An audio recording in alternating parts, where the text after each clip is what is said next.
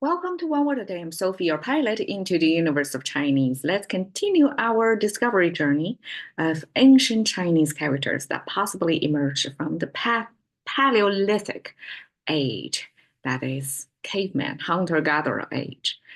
Okay, 谷 is today's expression. It means valley. It also means grain. Depends. I mean, it's two very distinctively different scale of things.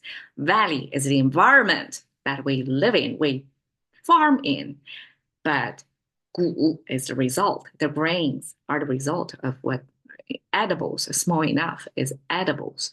So something outside of us to something that we can take in. That's quite a dramatic change, and Chinese share the same character.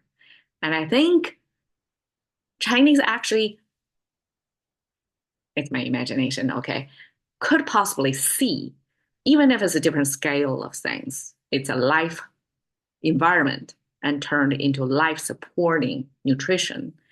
And all these to humans, they are essential to our survival. So, 谷, important to us. Okay, it's pronounced as 谷, and it looks mid-history looked like this about 2,000 years ago. Dictionary summarizes as this. This is contemporary. Okay, this would, according to scholars, and I buy into that as well. What is valley? Valley is the low ground between mountains, between the high ground. And what valley specialize in or different from the other landscape? Because it's the low ground, that's where the water is going to trickle down to. Creeks, streams, eventually rivers going to be formed. And because it's water rich, and it's probably more nutrition rich. And so it's good, fertile land for farming. So if for a pre-farming age, which is Paleolithic age, that people don't plant their own food yet, people still probably can find more food, more edibles on this water-rich ground, right? So that's what valley means to the ancient society. So this word, this character, Chinese abstracted with this mouse symbol. Mouse means entry. And we have this splashes, symmetrical views of splashes of water trickling through the mountain. I'm not sure if you have seen water trickling through the mountain, but creeks and streams, those surface level water trackways, is only visible to us. But underground, there are this intricate water trackways that's invisible to us unless we use contemporary, modern equipment to detect where the flows of water underground. So above ground is only the tip of the iceberg, so to speak, right? Lots of things invisible to us, but essential.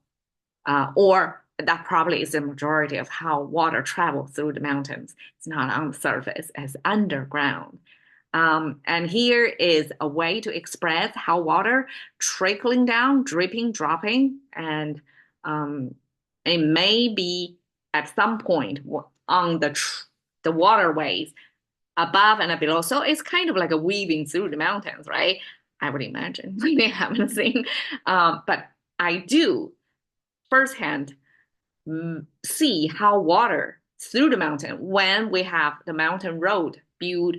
So mountain road is like a shaving a ground. It's like a carving through the skins of the mountain. And then you have this artificially cut intersection, cross section exposed of the mountain.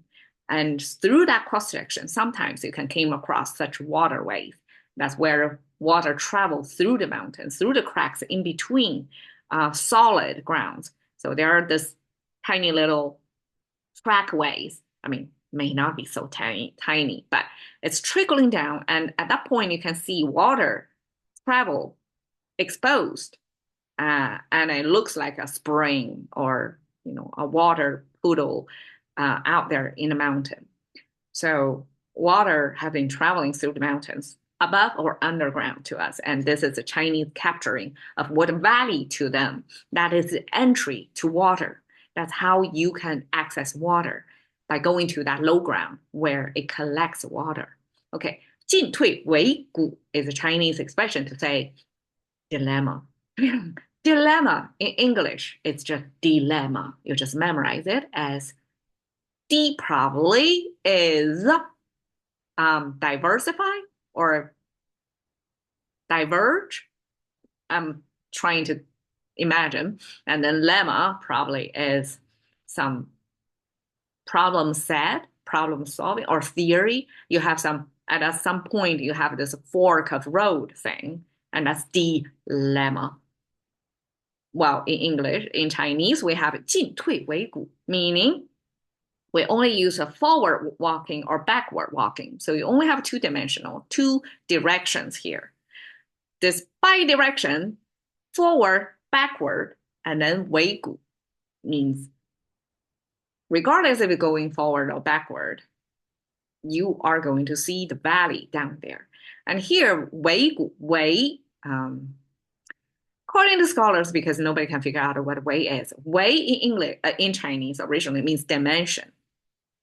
And in this context, it's used to connect this choice of road with the dilemma, the valley, the big low ground over there, to emphasize, to give you the sense of almost like in English would be some explanation word like, oh my gosh, you cannot make a choice out of the situation. It's so bad. Kind of probably how people felt during the election, pre-election, or close to election kind of intensity. 进退维谷.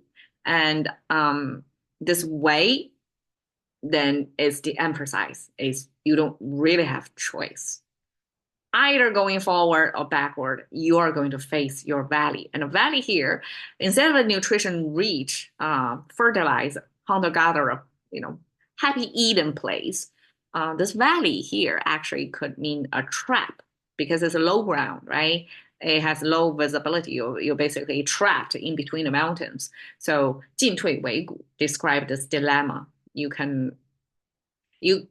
have to face your valley or your abysmal situation that you have to face your own abyss.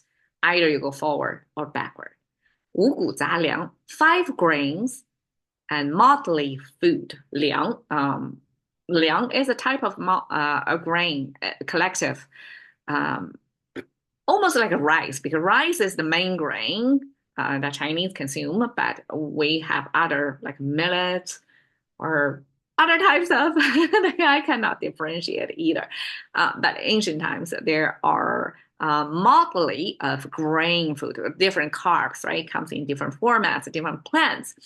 And Chinese use 五谷, 5 major type of grains, and 杂粮, 杂 means a motley, variety, miscellaneous type of food source as a general nutrition or dietary advice to people. Meaning you need to take in all kinds of grains and all motley different sorts of foods. In general, that's a good guideline. You want to diversify your food source. So that's 五谷杂粮, 五谷不分. Again, the 5 grains. I guess that's the main dietary grain source back then. And then 不分 means you cannot tell A from B. You cannot tell rice from wheat, so to speak. This came from Confucius, storytelling about Confucius. So one of students got lost and in a farm field asked this random farmer standing by or working in a farm field to say, oh, excuse me, have you seen my teacher who is a scholar and kind of my professor kind of tone? And then the farmer is like, who cares?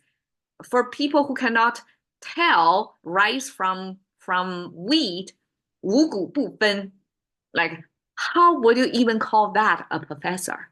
Like you don't, it's a separation of reality to theory. Like you can theorize all you want, but you lose touch to reality. I don't regard that as professor.